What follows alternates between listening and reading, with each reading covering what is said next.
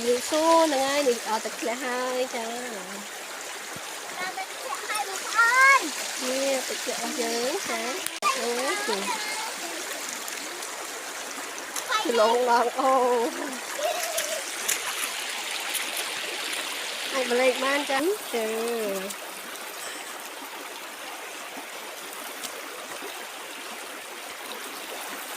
ai được lên bán này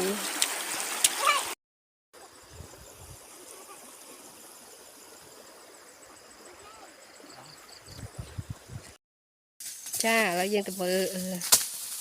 đầm lô ca đầm nón đó mà ngon này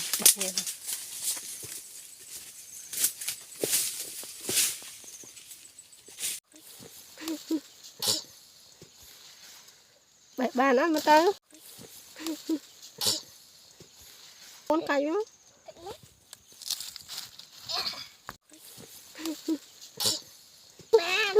cay với má con cay lắm